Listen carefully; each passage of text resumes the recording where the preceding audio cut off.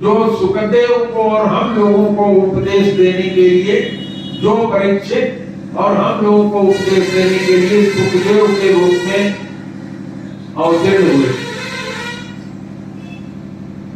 सुखदेव जी ने कहा कि इस भागवत पुराण में सर्ग, विसर्ग, स्थान, पोषण, ऊति, मनवंतर, ईशानुकथन, निरोध, मुक्ति और आश्रय, इन 10 विषयों का वर्णन है।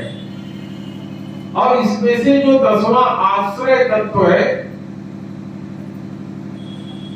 उसी का ठीक ठीक निश्चय करने के लिए कहीं श्रुति से, कहीं तात्पर्य से और कहीं दोनों के अनुकूल अनुभव से महात्माओं ने अन्य 9 विषयों का बड़ी सुगम रीति से श्रीमद् भागवत में वर्णन किया है।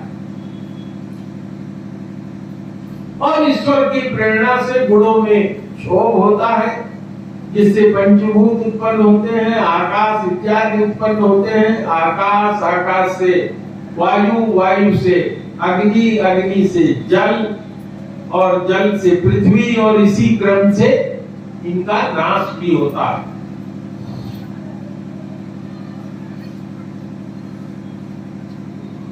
यही सब कुछ द्वितीय स्कंद में परीक्षित जी को समझाया। अब हम लोग तृतीय स्कंद में प्रवेश करते हैं। उद्धव और विदुर जी की भेंट होती है।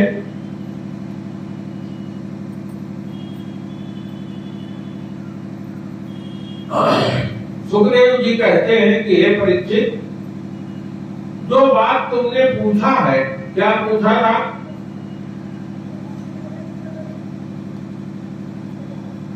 कि मैत्रेय जी से विदुर जी की सृष्टि के क्रम में और नाना प्रकार के ज्ञान की जो चर्चा हुई, मैं उसको सुनना चाहता हूं। उसी को सुखदेव जी यहां कह रहे हैं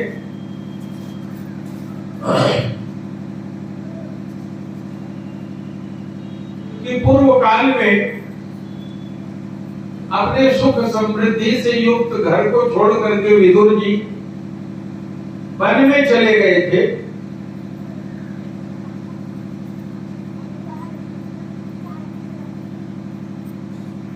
और जब उनको वृंदावन में आए तो उनकी मुलाकात उद्धव जी से हुई। उद्धव जी से उन्होंने चर्चा किया। उद्धव जी ने बताया कि मैत्रेय ऋषि को आपको समझाने का भार भगवान ने सौंपा। आप मैत्रेय ऋषि के पास जाना, जो बद्रिकाश्रम में निवास करते हैं।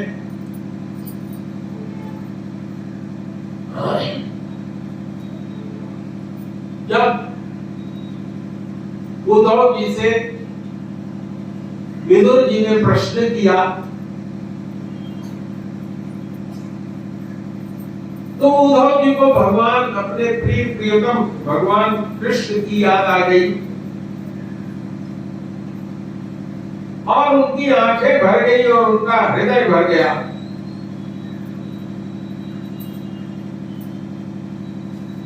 इसी में उन्होंने भगवान की बाल लीलाओं का वर्णन किया है, जो बहुत ही ललित है।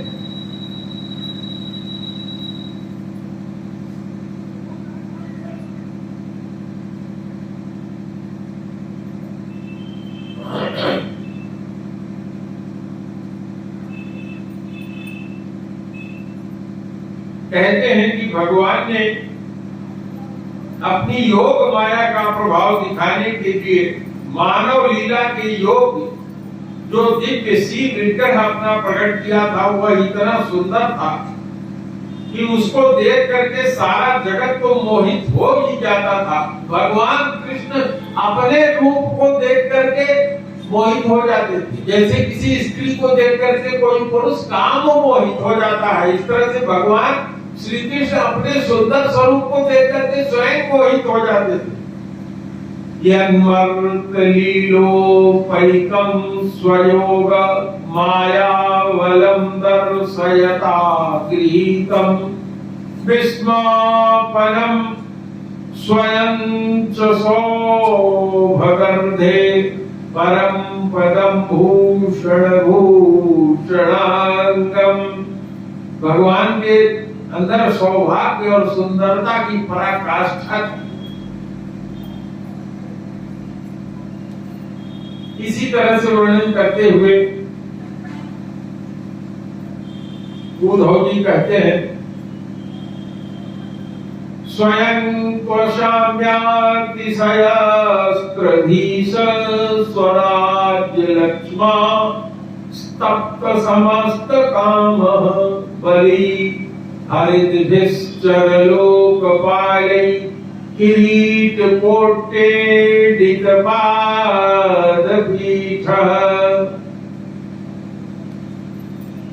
उद्धव जी ने कहा कि भगवान श्री कृष्ण स्वयं तीनों लोकों के अधीश्वर हैं। अरे उनके समान कोई नहीं है, उनसे बड़ा कौन होगा। और वो अपने ऐश्वर्य से सर्वदा पूर्णकाम और स्वतः सिद्ध है। इंद्र आदि असंख्य लोकपालगण नाना प्रकार के भेंट ला करके अपने मुकुटों के अग्रभाग से उनके चरणों में रख करके प्रणाम करते रहते थे। और उसी में एक श्लोक में उन्होंने भगवान का वर्णन करते हुए कहा, अहो बकीयम अस्तन कालकूटम जिघ्रासयापाय यदाप्य साध्वी लेभे गतिम धातृचितां ततोऽन्यं कम वा दयालु शरणं ब्रजेमः। करेगी पापिनी पूतना ने अपने स्तनों में हलाहल विष लगाकर श्री कृष्ण को मार डालने की इच्छा से उनको दूध पान कराया था। उसको भी भगवान ने वह परम गति दे दिया जो अपनी मां को देना चाहिए था। उन भगवान श्री कृष्ण के अतिरिक्त और कौन है जो दयालु है जिसका मैं शरण ग्रहण करूं। और कहते हैं कि इन्हीं श्लोकों को सुन करके सुखदेव जी अपने पिता के पास श्रीमद् भागवत का अध्ययन करने के लिए चले गए थे।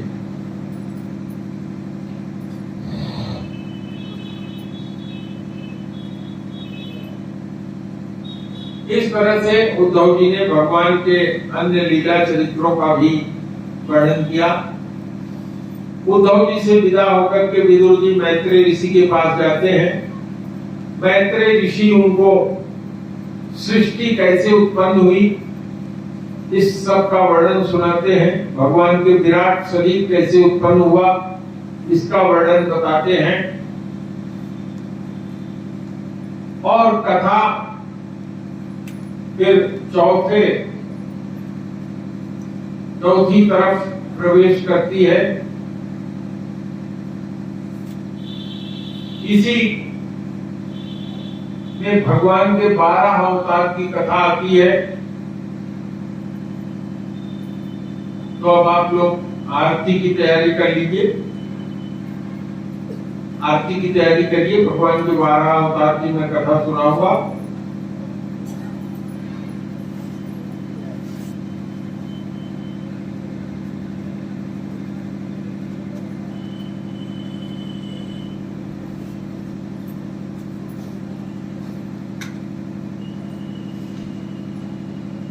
इस स्कंद में ब्रह्मा जी का यह वर्णन है कि उन्होंने बार बार सृष्टि उत्पन्न करने का प्रयास किया।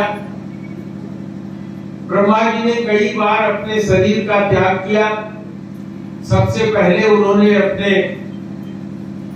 मानस पुत्र 4 उत्पन्न किए, सनक सनंदन सनकादिक सनक कुमार।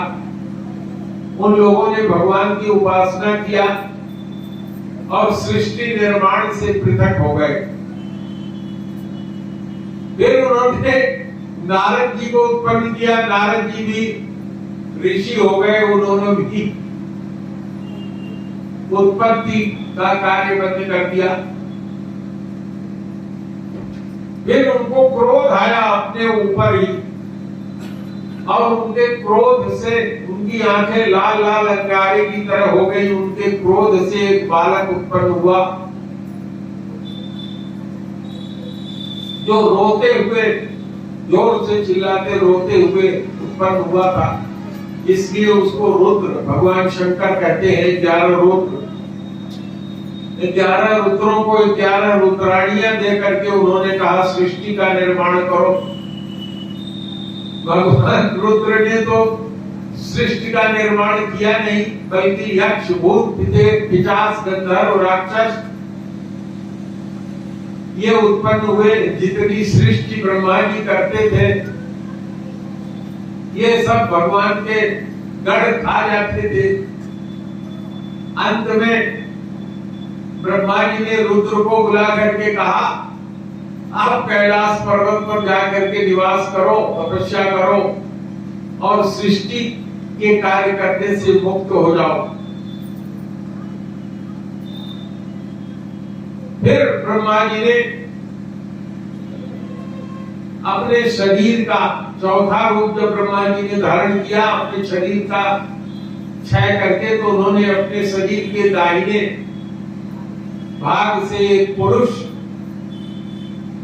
और बाएं भाग से एक स्त्री उत्पन्न किया। पुरुष को कहते हैं मनु और स्त्री शत्रुपा कहलाई।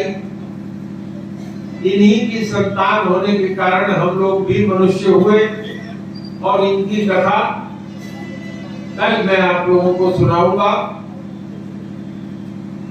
अब आप वाणी को यही विराम देंगे, तो चलिए आरती सुनते।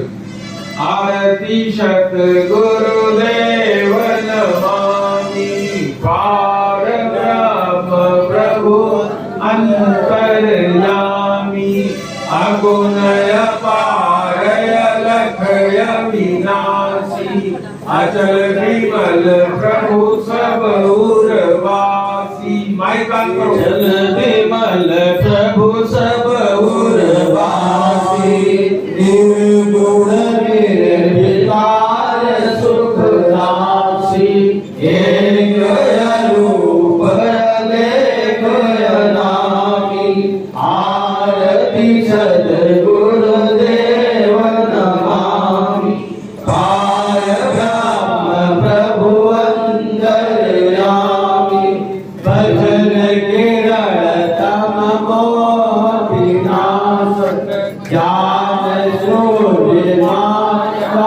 के शासक, दिव्य दृष्टि के परम प्रकाशक, ब्रह्मादिक सुर सैन्य नमामि, आरती सद्गुरुदेव नमामि, पार ब्रह्म प्रभु अंतर्यामी, जब तक